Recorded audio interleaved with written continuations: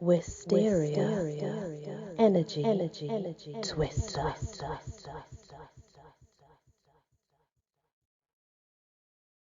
Hello everyone, welcome back to The Love of Christmas.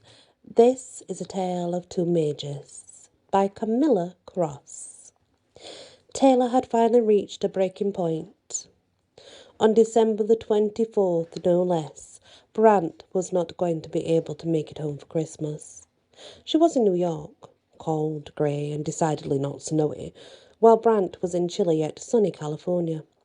Of course, Brant was supposed to be living in the Big Apple with her, but due to the demands of his job, he had to go all the way across the country for 6 months, and it hadn't even been 2 yet.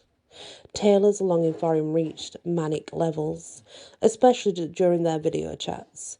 It became worse after she got back from the early Christmas dinner at her parents' barely 5 days ago.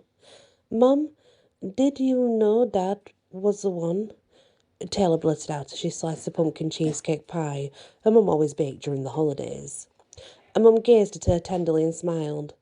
"When I realised I just couldn't make it through the day without him. And that's how I got to marry me. That's how I got her to marry me," he said. Her dad sauntered into the kitchen and eyed the slices. "Honey, did you put a little bourbon in that simple-looking pie?" "Yes, and only because I know you'd gobble it up," her mum giggled as her dad swooped in for a kiss. "Oh, you guys," Taylor said, mock averting her eyes from the sight. "Get a room." "Oh, shush, darling," her mum replied. "You'll be the same way once you and Brant are married." "Yeah, and when's that wedding, Honeybug?" her dad said. "And just when exactly is he moving back to New York?" Taylor decided to skip more ugly crying over missing Brant and do something incredibly stupid. She got on a plane to California. It had taken all of her current paycheck to score a seat in third class, which was a miracle in itself. It was hot, and there was a rancid smell from whoever had taken their shoes off. But all of it was nothing compared to how surprised Brant would be. When she finally reached his apartment address and knocked, she allowed herself one small nervous smile and hoped he wouldn't be too upset. Eric, Brant's roommate, opened the door and froze in place when he saw her. Taylor's heart sank. "Hey, sorry. I think we've only seen each other over webcam. This is kind of weird, huh?"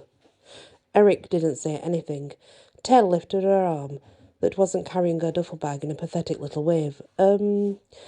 If it isn't good for you guys right now, I'll stay at a hotel and come back later." "No," Eric blurted out. Taylor, does Brant know you're here?" "No," Taylor replied in a voice that sounded confident, though she wasn't. Behind him, she saw a gorgeous, raven-haired girl peer curiously at her. Eric swore and ran his hand roughly over his face.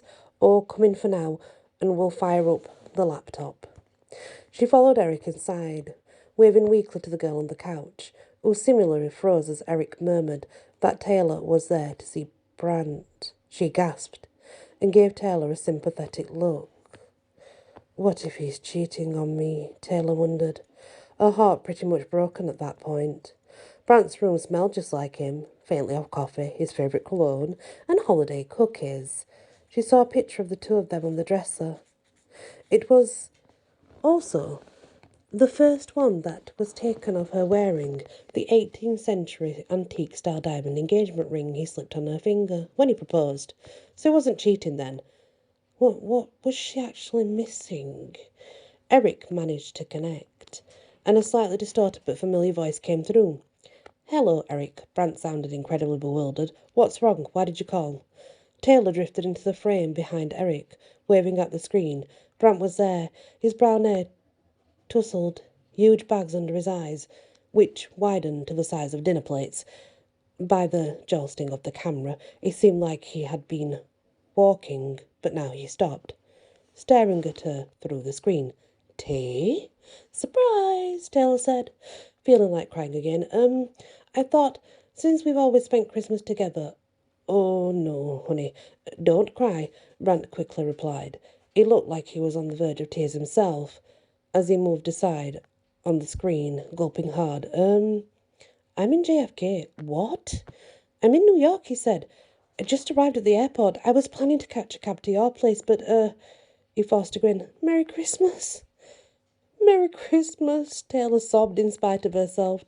After a moment, she burst into hysterical laughter. Wow, yeah, Merry Christmas, darling. So what now? She giggled. We're idiots. Brant chuckled, pressing his forehead against his phone. Well, for right now, you can continue interrupting my cousin and his girlfriend. I'll try to be there as soon as I can. Don't worry, Taylor said, smiling. Even if we're not together, there's always the internet. It'll work out. He pressed his finger on the screen and Taylor pressed hers against it. Sighing at their predicament, Eric closed the door to give them some privacy, but not before he managed to get one last snide remark. Gosh, you guys, you'd ever heard of Google Calendars? Yeah, I guess that's kind of typical, isn't it? Happens a lot, I suppose. More than what we realise, anyway. Thank you so much for listening to The Love of Christmas. What a beautiful story. Many blessings. Wysteria. Energy. Twister.